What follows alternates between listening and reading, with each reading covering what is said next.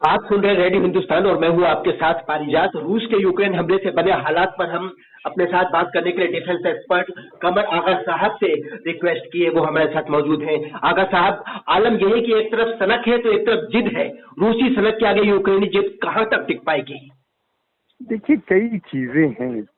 पहली बात तो ये कि रशियंस ने ये साफ कह दिया है, यूक्रेन के प्रेसिडेंट से भी, और काफी दिनों से वो बात इंसिस्ट कर रहा है कि वो यूक्रेन के अंदर यूक्रेन को खास तौर से वो नहीं चाहता कि नेटो का मेंबर बने। अगर वो नेटो का मेंबर बनेगा तो फिर अमेरिकन और नेटो एलाइज जो हैं वो वहाँ पे मिसाइल तैनात करेंगे, और जो उससे उसको लगता है कि उसके देश को खतरा होगा। वो वही नहीं बल्कि वो पूरे उस क्षेत्र में नहीं चाहता कि उसके पड़ोसी देशों में कि वहाँ पे नेटो का एक्सपेंशन ईस्टवर्ड हो। और दूसरी तरफ ये भी है, वो ये भी उसका मानना ये है कि वो ये चाहता है कि जो यूक्रेन है वो जो मिन्स्क एग्रीमेंट है उसके ऊपर इम्प्लीमेंट करे, यानी उसके तहत उसको जो दो ब्रेकअवे प्रोविंसेस हैं, डोनेट्स्क और लुहांस्क वाला, उनके जो लीडर्स हैं उनसे बातचीत करे और उन्हें ऑटोनॉमी ग्रांट की जाए। वो भी अभी नहीं हुआ है मसला। तो ये दो चीजें पे वो बहुत उसका एम्फेसिस है, और वो इसके ऊपर बिल्कुल अड़ावास ने तय कर लिया है पुतिन साहब ने कि वो किसी भी सूरत से ये नहीं होने देंगे कि वहाँ पे आए। और जो इस समय वहाँ पे राष्ट्रपति हैं ज़ेलेंस्की, उनका मानना ये है कि उनका सॉवरेन राइट है, वो जिधर की चाहे जिसके साथ चाहे अलायंस करें, और वो चाहते हैं कि यूरोप के साथ अलायंस होना चाहिए, वेस्टर्न यूरोपियन कंट्रीज के साथ, और वो वहाँ पे नेटो के भी मेंबरशिप के उत्सुक है। हालांकि ये काफी समय से बात चल रही है, लेकिन नेटो ने अभी तक उनको मेंबरशिप पे नहीं लिया, इसी रक्षा की वजह से। पिछले कुछ दिनों से इनको लग रहा था कि ऐसा लग रहा था कि शायद अब बाइडेन एडमिनिस्ट्रेशन इनको नेटो की मेंबरशिप दे देगा।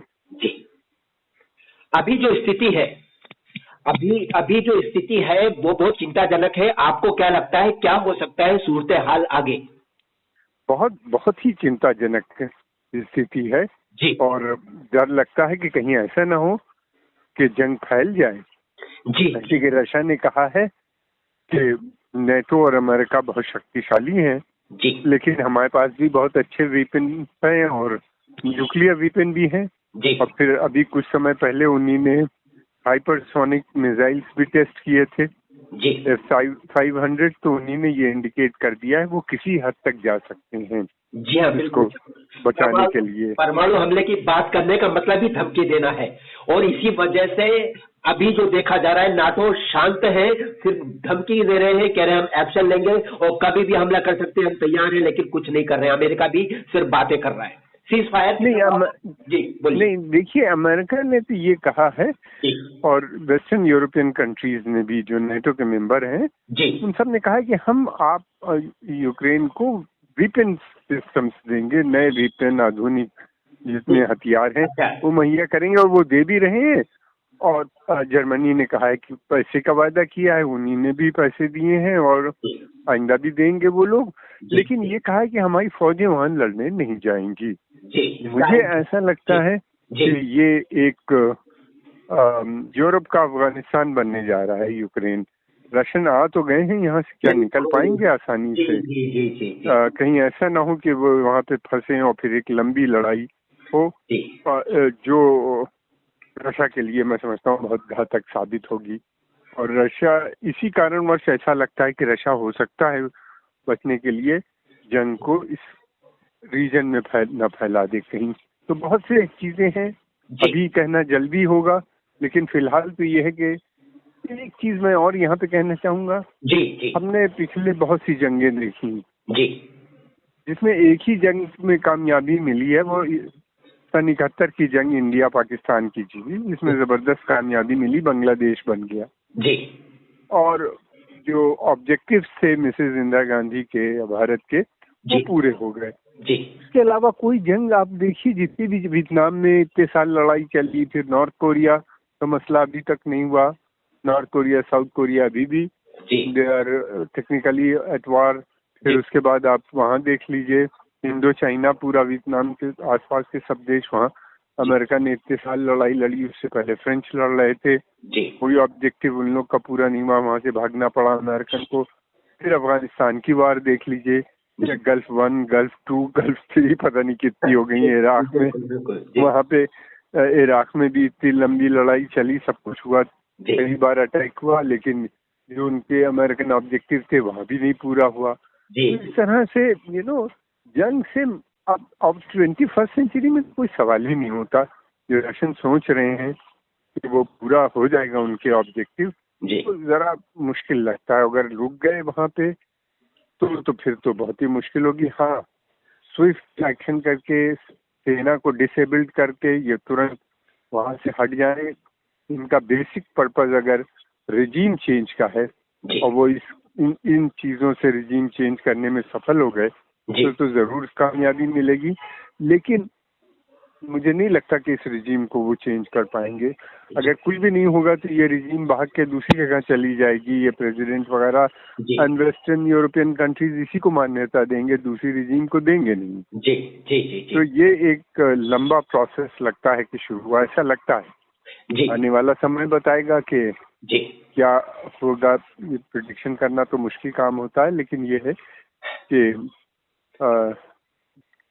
समय बताएगा। ये है बहुत अच्छी एक बात आपने कही कि दुनिया की दूसरी जंगों को देखते हुए समझा जा सकता है कि ये जंग भी भले ही लंबी चले लेकिन विश्व युद्ध में नहीं बदलने की संभावना कम है, आशंका इसकी कम है। ये आपकी बात से नजर आया जो आपने दुनिया भर के दूसरे जो मिसालें पेश की उसको देखकर। तो फिलहाल अभी सीज फायर की कितनी संभावना देख रहे हैं आगे साहब आप? किसकी संभावना? सीज फायर, शांति, युद्ध विराम। नहीं, देखिए अभी तो देखिए शांति तो मुश्किल है। अच्छा। इसलिए कि पश्चिमी यूरोप ये चाहता था कि ये यहाँ पे आके फंस जाए। जी जी जी जी। तो यहाँ से निकलना इनके लिए इतना आसान काम नहीं होगा जो इनके ऑब्जेक्टिव है। जी हाँ, अगर ये निकल जाते हैं और वहाँ पे ऐसी रिजीम बना, रिजीम तभी कामयाब होती है जब लोगों का समर्थन हासिल हो। वही रिजीम आप जबरदस्ती किसी को बिठा दें तो वो नहीं चलती।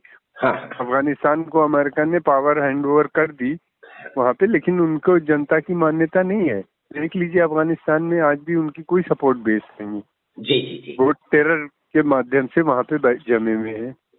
तो वो तो वही रिजीम चलती है। अब ये देखना है कि जो रिजीम अगर वो बदलने में पहले कामयाब होते हैं, दूसरी बात ये कि क्या वो रिजीम जनता को मंजूर होगी, बहुत से सवाल हैं। और कोई ये नहीं पसंद करता मुल्क में, हालांकि यूक्रेन में रशिया की समर्थक काफी हैं। जी जी। कई लाख रशियन मूल के लोग वहाँ रहते हैं, रशियन पासपोर्ट होल्डर हैं कई लाख। फिर उसके अलावा रशिया और यूक्रेन ये एक ही लोग हैं। जी ये सब स्लाविक पीपल कहलाते हैं। हाँ, और इनका कल्चर, इनका ऑर्थोडॉक्स चर्च से जुड़े हुए हैं। जी जी। तो इस तरह से इनके बड़े घनिष्ठ संबंध रहे हैं, शादी ब्याह और मिलना जुलना सब कुछ रहा है। लेकिन कोई ये नहीं पसंद करता कि दूसरे मुल्क की सेना आए उनके मुल्क में जी और इस तरह से करे। तो अब ये देखना है क्या सचमुच ये रिश्ते बरकरार रहते हैं या एंटी रशियन सेंटिमेंट बहुत स्ट्रांग हो जाते हैं। भारत का धर्म संकट कितना बड़ा है, क्योंकि दोनों तरफ दोस्त हैं। देखिए भारत का धर्म संकट एक तो दो चीज है। ये जंग ऐसी है जिसका इफेक्ट सारी दुनिया पे पड़ रहा है। जी बिल्कुल। और अगर ज्यादा चलेगी तो बहुत ज्यादा असर पड़ेगा। एक तो रशिया के जंग होते ही तेल की कीमत 112-113 हो गई $1 पर बैरल।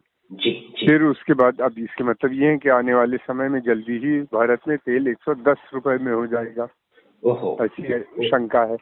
और अगर ये जंग चल गई कुछ दिन और रशिया के ऊपर, रशियन तेल के ऊपर अमेरिका ने सैंक्शन लगा दिया, अगर अमेरिकन तेल मार्केट में नहीं आएगा तो तेल की कीमत वैसे ही $130-135 हो जाएगी।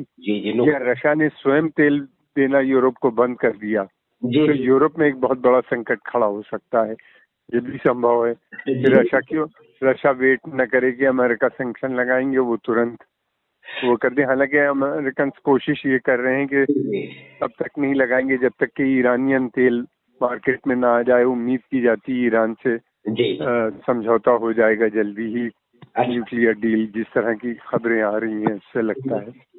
बहुत सी चीजें हैं, आदमी सोचता कुछ है, नतीजा कुछ और निकल आता है। ये उमूमन देखा गया है, पेपर के ऊपर पॉलिसीज बना ली जाती हैं कि हम चले जाएंगे। अमेरिकन ने अफगानिस्तान में भी यही सोचा था कि रिजीम बदलेंगे, नई रिजीम आएंगी और चले आएंगे जो प्रो अमेरिकन होगी, लेकिन ऐसा नहीं हो पाया। प्रो अमेरिकन रिजीम आई भी तो उसने इनके इंटरेस्ट को नहीं सर्व कर पाई, क्योंकि दूसरे अपोजिशन इतने स्ट्रांग थे ग्रुप। सोचने से और पेपर पे प्लान बनाने से और इम्प्लीमेंट करने में बहुत फर्क रहता है। जनाब बशीर बदर साहब का शेर है, लोग टूट जाते हैं घर बनाने में, तुम तरस नहीं खाते बस्तियां जलाने में। टीवी पर जो डरावनी तस्वीरें देख रहे हैं हम लोग जो यूक्रेन से आ रही है, देख के लगता है दुनिया आज भी पत्थर युग में जी रही है। कहीं सचमुच पत्थर युग में ना चली जाए दुनिया। हाँ साहब, बिल्कुल सही बात, बहुत अच्छी बात बशीर बदर की है। जी। ये उनका घर में आग लग गई थी रॉयट्स में जी, उसके बाद उन्होंने ये शेर लिखा था। जी अच्छा। एंड अब देखिए क्या होता है, ये तो समय बताएगा। लेकिन फिलहाल रशिया ने ऐसा लगता है कि उनकी काफी सेना को क्षति पहुंचा दी है। कितने लोग मरे हैं, कितना रशिया का डैमेज हुआ है, वो एक आध दिन में मैं समझता हूँ उसकी भी पुष्टि हो जाएगी। जी, उम्मीद करते हैं कि शांति हो जाए, क्योंकि दुनिया फिर से विश्व युद्ध के संकट में ना फंसे, सारी दुनिया का नुकसान ना हो जाए। बहुत शुक्रिया आगा साहब, आपने वक्त निकाला अपना कीमती और हमसे बात की रेडियो हिंदुस्तान पर। हम आपका बहुत शुक्रिया अदा करते हैं। फिर आपसे दोबारा बात होगी, अभी हम आपसे लेंगे इजाजत। सुनते रहिए और रेडियो हिंदुस्तान।